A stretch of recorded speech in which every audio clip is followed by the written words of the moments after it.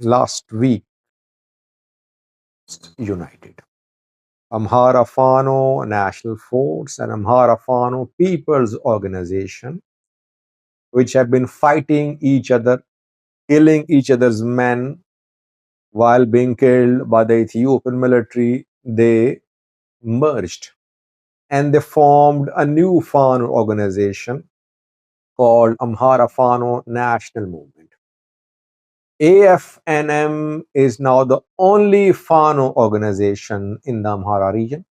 It has a 19-member central body, and according to Fano, they have sorted out their differences and they have managed to create unity. AFPO was led by Eskendir Nega, Mekatau and others. AFNF was led by a 13-member committee, and the main leaders, main commanders in AFNF were Zameen Akasi, Hapte Volde, Mere Wodajo, Janal Tafra Mamu, etc.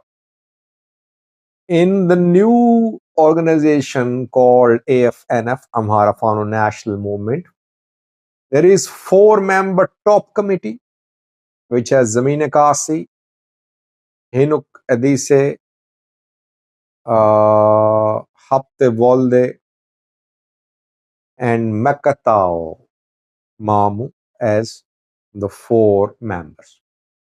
There is second tier committee, which has 15 members. The 15 members lead different wings of the organization. Eskendir was given the wing of political affairs. In the new organization, he has been tasked with overseeing the political affairs.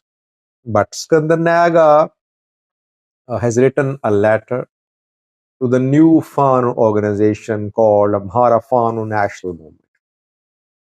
He says that he is unable to accept the new position. Some other Fano should be appointed in his place. But he said he will continue the fight. He is resigning from the position, but he is not resigning from the organization. So he will continue being part of Amhara Fano National Movement without having any portfolio. This is what he has announced. And he has expressed good wishes about the unity of AFPU and AFNF to form AFNM. Now, question is, viewers, why has Eskendir made this decision? Is he ultimately going to surrender or not? People say that the position given to Eskendir was in accordance with his experience. He is not a field commander, so definitely he should lead political affairs. I have 2 points to make. Firstly, I want to remind people what happened in 2023. And secondly, I would blame Eskendir for whatever is happening today. When in 2023, Eskendir reorganized Fano, there was no way to be seen in the Amhara region to lead Fano.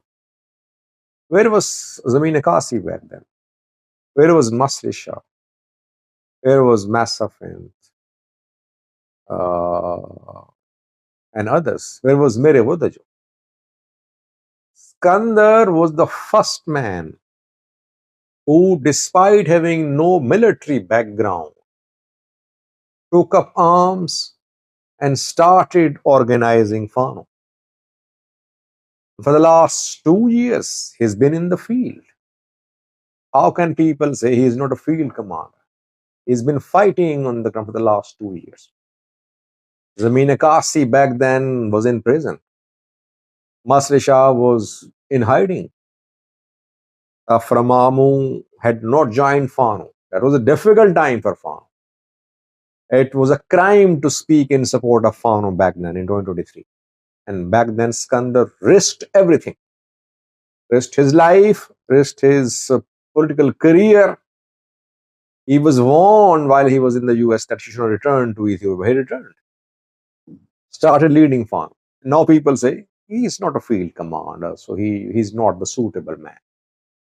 He's the one who reorganized Fano when there was nowhere to be seen. Zameen Kasi was deliberately released from prison by government to create divisions between Zameen Kasi and Eskendir. ENDF channels release Zameen Kasi so that Zameen Kasi will fight Eskendir. And that's what happened in Gujum. And before Zameen Kasi was arrested, I think in a monastery in the Marine, what did he do? Why did he flee Gujum?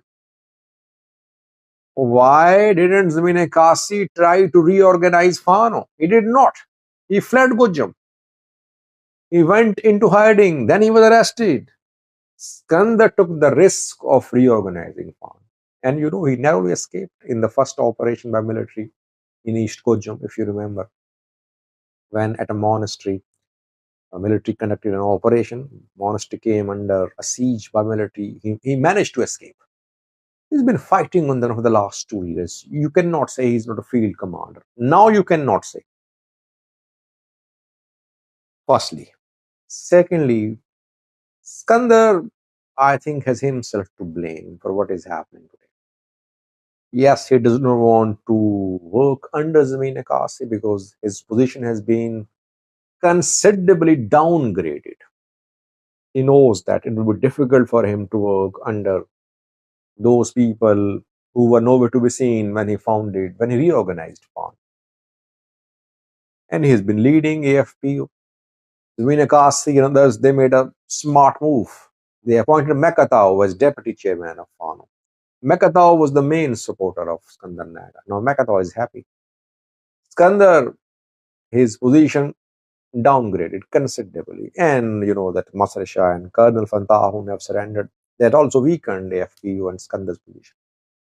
One point which I want to make is that Eskendir could not understand that to lead Fano in current situation, one needs to have good contacts with other players too.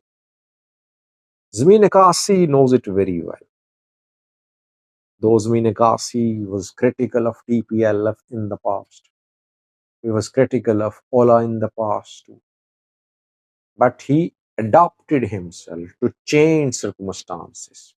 He knows that now Fano needs allies. He knows that Fano, if it needs Eritrean support, it will have to have good contacts with TPLF, contacts with Ola. Eskendir failed to establish contacts with TPLF, with Ola, with Eritrea. Zameen Kasi was way ahead of him. And Zameen Kasi in the past remained in touch with Eritrea. He visited Eritrea. He was trained in Eritrea. So he had foreign contacts which Eskendir lacked.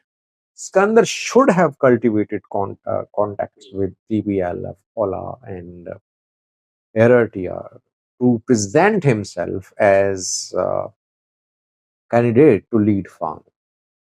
But he took some some strict positions against other groups, which are now part of an allies. That is why he became unacceptable. But I still say that Eskendir reorganized Fano. Modern Fano of today was reorganized by Eskendir Nega. All others joined after Eskendir. That is why his position should not be downgraded. He is ideologically committed to this organization and to the struggle.